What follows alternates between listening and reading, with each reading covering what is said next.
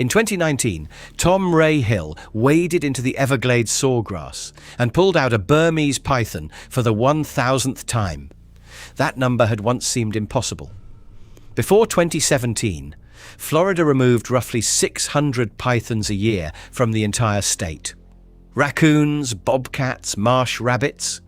99.3% gone from roads, surveyed across the Everglades. The fix cost $50. 23,500 snakes later, the result was beyond anything experts had predicted. Nobody saw that number coming. The sawgrass does not give up its secrets easily. It closes behind you like a door. I'm Dr. Raymond Finch. I have walked these margins at dusk, watching for the flicker of eyes in the reeds. What I stopped seeing, what all of us stopped seeing, is what brought me here.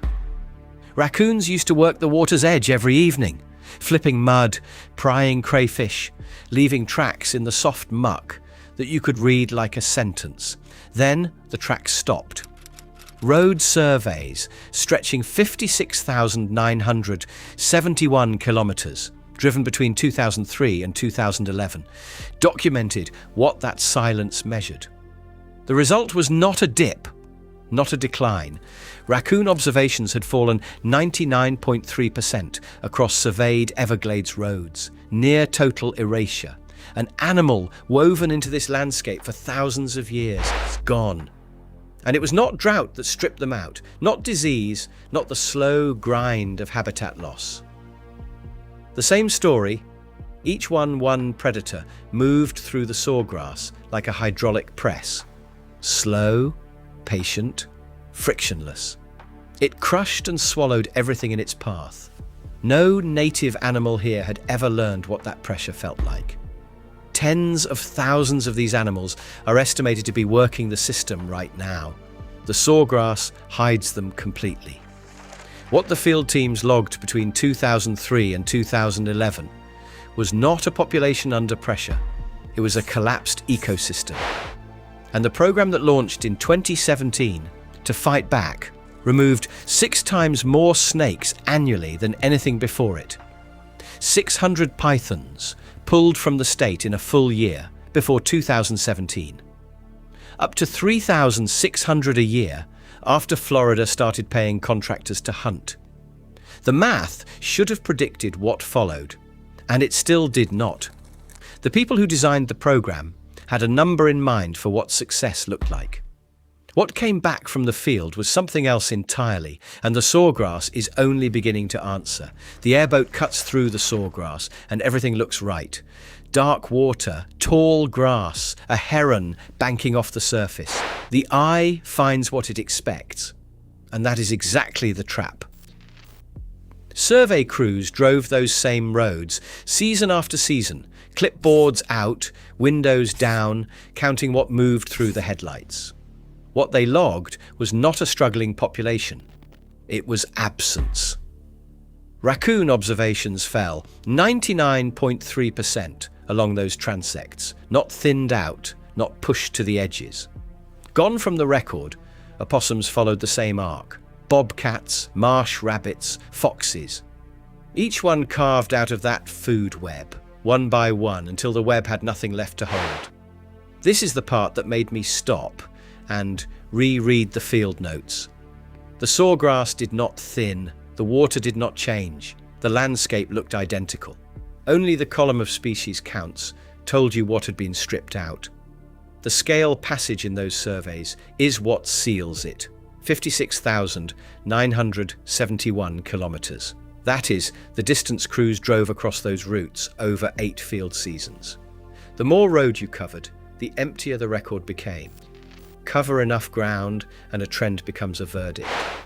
Some species entries were not low counts. They were zeros, trip after trip, route after route, season after season. Tens of thousands of Burmese pythons are estimated to be moving through this system right now. An apex predator with no natural check, pressing down on every warm-blooded animal beneath the grass. What the surveys could not answer was how a paid removal effort, pulling thousands of animals annually, could change a collapse that had been grinding forward for 2 decades. The contractors were extracting snakes. The mammals had not come back. Tom Rahill pulled his 1,000th snake from this system in 2019, and the silence along those survey routes had not yet broken. What was moving beneath the grass when the mammal counts finally shifted is where this story goes next.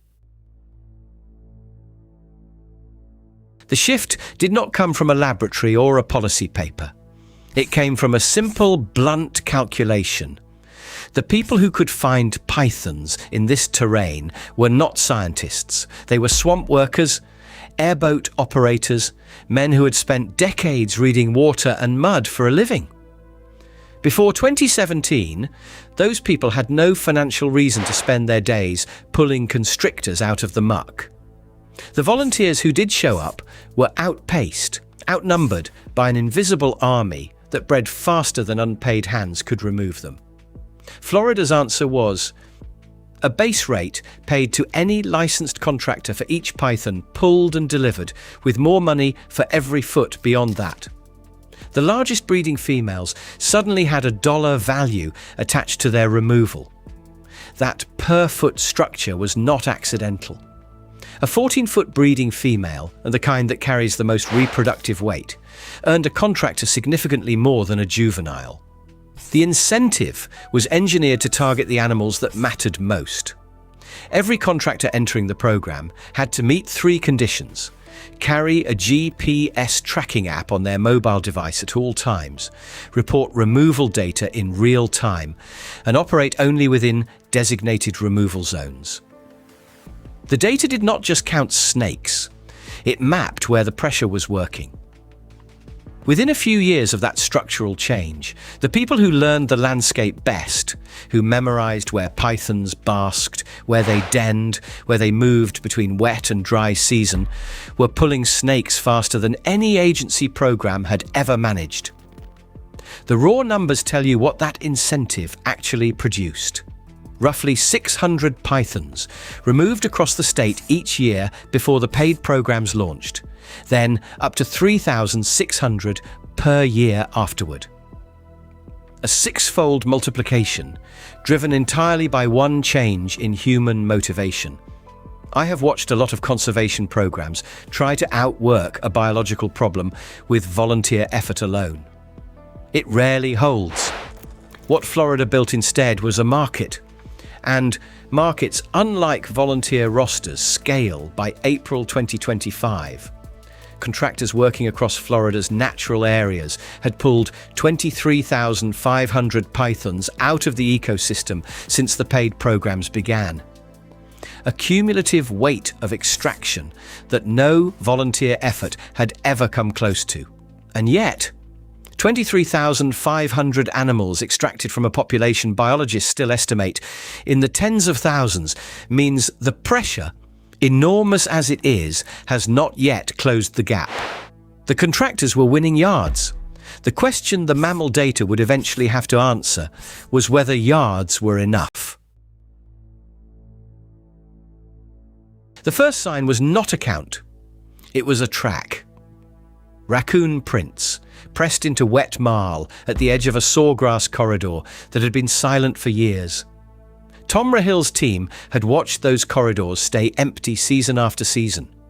Ground that should have been churned by foraging, tamped by small feet, seeded by animals moving through. It wasn't.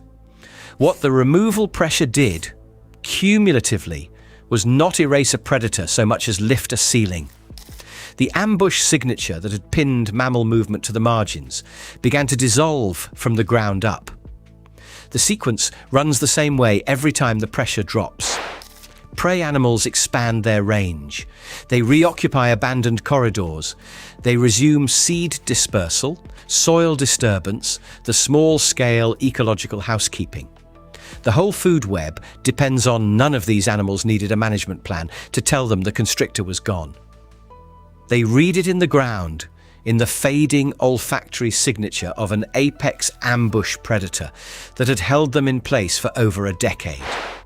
What the programme's biologists had not modelled with any confidence was the speed the prey community responds the way water responds to a cleared drain. Immediately, and in proportion to how long the blockage has held. The road surveys that ran from 2003 through 2011 had recorded a 99.3% collapse in raccoon observations across Everglades National Park. That number had seemed like a verdict. Then, in the corridors where extraction had been heaviest, where contractors had pried the most weight out of the system, the tracks came back. Not everywhere, not at once, but they came back. The ecosystem had not forgotten what it was supposed to do.